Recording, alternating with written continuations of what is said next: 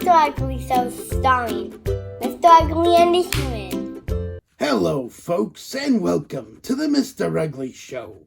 Today, we've got an odd one for you. From the Japan-only show Transformers Beast Wars Neo, it's Legacy United Magmatron. That's right, folks. This is Transformers Legacy United Beast Wars Universe Magmatron from our friends at Hasbro. And isn't he magnificent? It looks like Cronenberg got his hands on some dinosaur toys. I'm not even sure what I'm looking at. Does he have 4 heads? Who even is this guy? Magmatron is the big bad from the Japanese-only sequel series Beast Wars Neo from 1999. After the original computer-animated Beast Wars show was aired in Japan, Takara went ahead with their own conventionally animated sequel, Beast Wars 2nd, and then they followed that up with Beast Wars Neo. Yeah, okay. I guess I'm getting those 90s anime vibes off this guy. I think it's the face sculpt and the body proportions. He's much more dynamic and organic looking than previous baddies. Here, compare him to the original 1999 figure. You can see where the Hasbro designers kept faithful to the original, but with updated sculpting and some engineering improvements. We also have the ToyHax upgrade labels for this guy, so let's go to split screen and show everyone now. Okay, that looks pretty good. Somewhat subtle, mostly a lot of detailing stickers to add deco that apparently wasn't budgeted by Hasbro. I like it. So, what's this dude's story? Very briefly, Magmatron here is a high-ranking Destron leader, seeking to become the new Emperor of Destruction. Destron? Yeah, you know, the anime version of Decepticon. Anyway, his nemesis is the one-man army known as Big Convoy. Here's a clip that shows you how the series starts. Big Convoy just drops in on Magmatron like a badass and blows him away. It takes a few episodes for Magmatron to heal up and come back, but he does come back and swinging. And these two go at it with their respective teams for the whole series, ending with both teams joining forces to destroy a resurfaced Unicron who threatens the entirety of existence. Right. Alright, so he's made up of what looks like 3 different dinosaurs? Some kind of bipedal carnivore, a pterosaur of some kind? And what, the Loch Ness Monster? You've got the general idea, yeah. Magmatron has the ability to separate his body into 3 distinct dinosaurs. There's the Giganotosaurus, the purple one, known in the show as Landsaurus. The other big one is the green Seasaurus, which is an Elasmosaurus, and finally there's the red Skysaurus, which is a Quetzalcoatlus. Yeah, Landsaurus, Seasaurus, and Skysaurus would be much easier for kids to remember and ask for at the toy store. He's a pretty solid figure in robot mode. Nothing's going to pop off during playtime, unless you twist his head too far. All of the major joints are ratcheted to hold poses and the figure's weight. He's got a cutlass-style sword and a shield made out of Seasaurus's bottom half. He seems to be a well-articulated little gremlin, and he will definitely dominate your shelf of figures. Alright, show us how he breaks apart.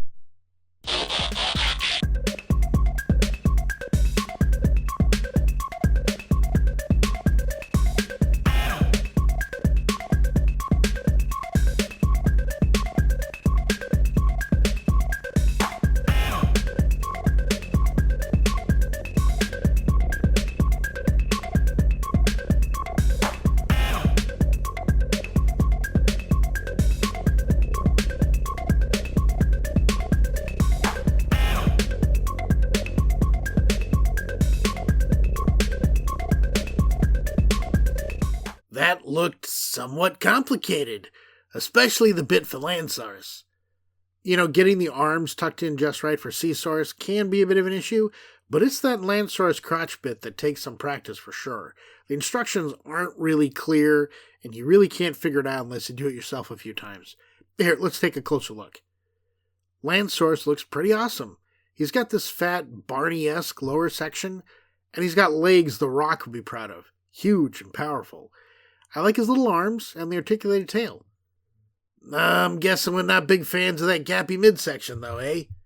To be fair, I'm not sure how you could really improve this without adding a lot more panels. His thighs kind of sit in these ridges on his body, and they do a pretty decent job of hiding stuff, but yeah, he's pretty gappy.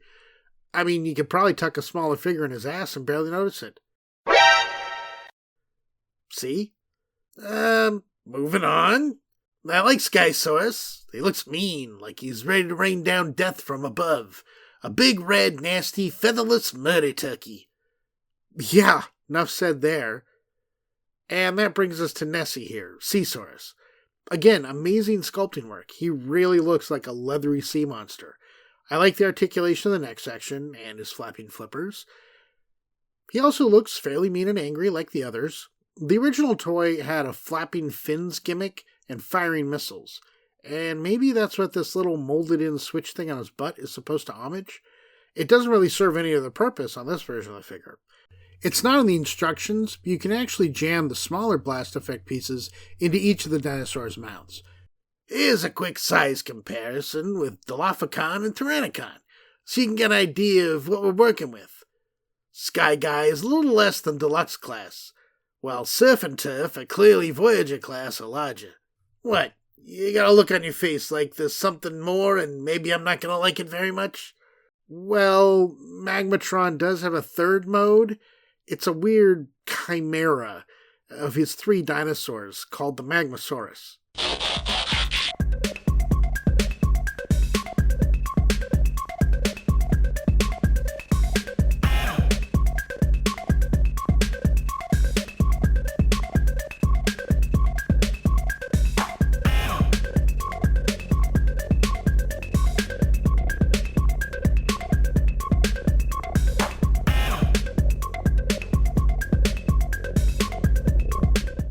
Holy shit! If the robot mode looks like something out of Cronenberg's childhood toy chest, then this thing is like a human centipede, but all joined at the ass and made out of dinosaurs. I mean, what do you even call that when you stick 3 things together at the ass? Apparently you call it Magmasaurus. Yeah, I'm not sure what to say about this either. The original toy also did this mode, but I think this new version looks better, which isn't really saying much. I will say that as anime-inspired abominations go, this one is probably the least nightmare-inducing. Plus, you can now do this all 3 dinos look at you at once thing. If you listen closely, you can almost hear them plead, "Kill me." Final thoughts?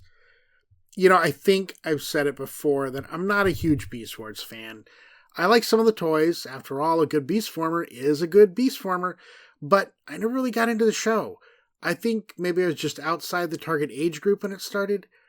I never saw the Japanese series Beast Wars 2nd, nor Neo. Though I was inspired by this toy to find Beast Wars Neo on archive.org, so we're going to watch that now, like we did with Transformers Victory. Although this time it's a sub and not a wonky dub, so that'll be good. Overall, I really like this figure. His robot mode design is amazing, so much more threatening and powerful looking than Deathsaurus was, which is the nearest comparison I think of at the moment. I like the ratcheted joints and posability. He's surprisingly stable for such a hefty toy. Now the ToyHax upgrade labels add some delightful little flourishes and details that I think improve upon the stock figure. Some of the labels are really small and can be super fidgety to apply, but I think the overall effect is worth the effort. Yeah, I have to agree. I really dig this guy. Just watching the first episode of the show, you get a real feel for how confident, evil, and capable this guy must be, and the toy design really captures much of that. I also like the 3 dino figures. We're suckers for dinosaurs in this house, and these guys are great. That Magmasaurus mode, though, that's just plain weird. But I can appreciate the inclusion of that mode in this updated version of the original toy. Nice job, Hasbro. Nice job. And kudos to ToyHax for finding ways to improve upon the original figure with a handful of well-designed labels. And they really highlight some of those molded details that you might otherwise miss. Well, folks, that's it for our show. Thank you for watching. If you liked it, please give us a like. If you really liked it, consider subscribing and maybe hitting that bell for notifications when our new videos drop. We know you have a choice when you're wasting time on the internet, and we appreciate you wasting some of it with us. We'll see you next time. Mwah.